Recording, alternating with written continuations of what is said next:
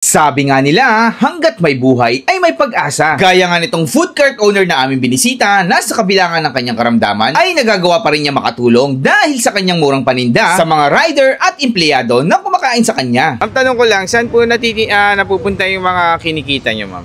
Ano po, sa gamot po. Gamot niyo po? Bakit ano pong ano niyo, ma'am? Ano pong... Sa brain tumor na tas nagsisisure. May maintenance po ako na 4. May asawa kayo, ma'am? Wala po. Single mom. Single ma'am po. Ilan po anak niyo? Isa. At kahit na maliit lang ang kanyang kinikita na pambili ng gamot sa kanyang karamdaman, ay isa ang pagtitinda sa nagpapasaya at nagpapalakas sa kanya. So yung mga ka-food trip at may nakita tayo dito ang isang cart na nagtitinda ng fried chicken na may java rice. Tapos may sisig tsaka bopis. Hello, ma'am. Hello po. Anong name po ng ano nyo, ma'am? Ng Maria Miss po. Maria Miss. Apo. Matagal na kayo nagtitinda dito, ma'am? Since last year. Since last year pa. Apo. Okay naman po yung ano, malakas naman po. Okay naman po. Minsan malakas, minsan Minsan meron malakas, minsan hindi. Ano pong bestseller nyo dito, ma'am? Chicken, tapos sisig. Chicken and sisig. Naubos po. na nga lang. Magkano po yung chicken nyo po? Chicken po, 25. 25. Tapos may price din siya na 20. May kasama ng rice yun? Meron po. Pero 25 pesos with rice na? Hindi po, 10 pesos po per rice. 25 yung chicken, 10 pesos yung rice. Apo. Tapos sa sisig nyo, ma'am, magkano naman po? 35 po siya with rice na. Tapos meron din kayong siomai at meron din kayong chicken pastil. Saan oras kayo nagtitinda dito, ma'am? 9 po. 9 ng umaga. Hanggang anong oras yan? Pag po naubos na yung tinda namin, mga 4. Or minsan umabot kami hanggang 5 p.m. Ang tanong ko lang, saan po napupunta yung mga kinikita nyo, ma'am? Ano po, sa gamot po. Gamot nyo po? Bakit ano pong ano nyo, ma'am? Ano pong... Sa brain tumor na tas nagsisisure. May maintenance po ako na 4. 4 na po. Ilang years na po yan sa ano nyo, ma'am? Yung... Nag-ano siya, mga 22 years old po ata ako. Kasi may problem na ako sa memory. Ay, ganun po. Hindi na ako masyado... May asawa kayo, ma'am? Wala po. Single mom. Single mom po. Ilan po anak nyo? Isa.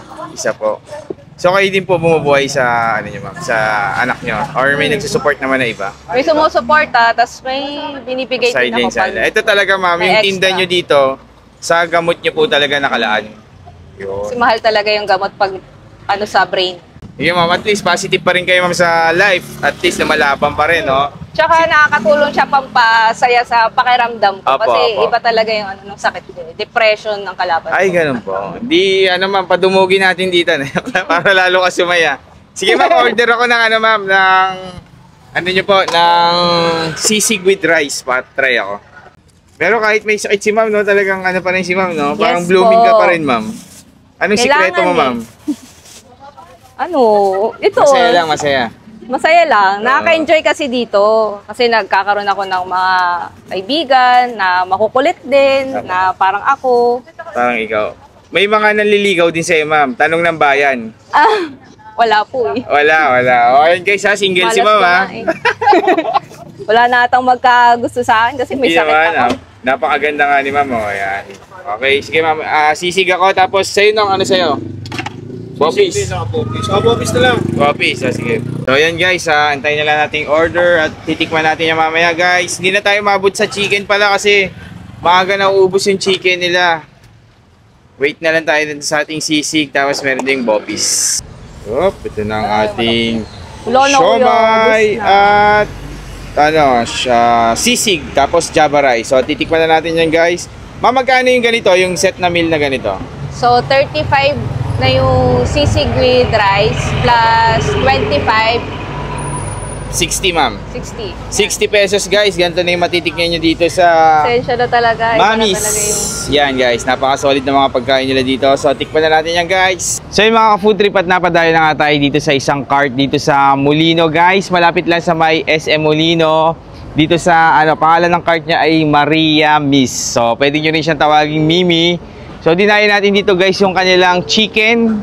Kaya lang naubusan tayo, and then ang inabutan natin yung isa pa sa mga bestseller nila, yung kanilang sisig naman. So 35 pesos lang meron ka ng meal dito. So tikman na natin yan guys kung gaano kasarap yan. Open pala sila dito ng 9 AM yan. Malapit sila sa may exit ng pagpunta kayo ng SM Molino, nagpark kayo, exit, makikita nyo agad to.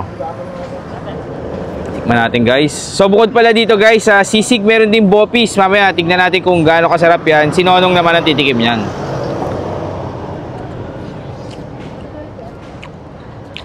Yung sisig nila guys, medyo parang malutong-lutong. Walang egg ha, ano lang to.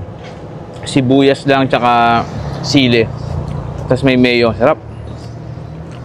Tapos java rice.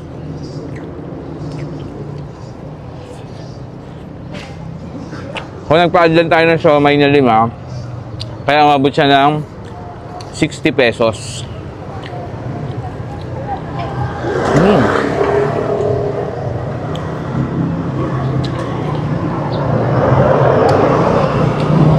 Tapos pag gusto niyo ng extra java rice, 10 pesos lang.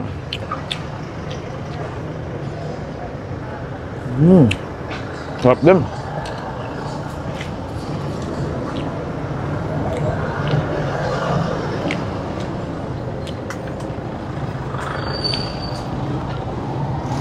So guys, meron din silang gulaman na 10 pesos naman. Sarap, sarap. Wow. Grabe yung sisig nila.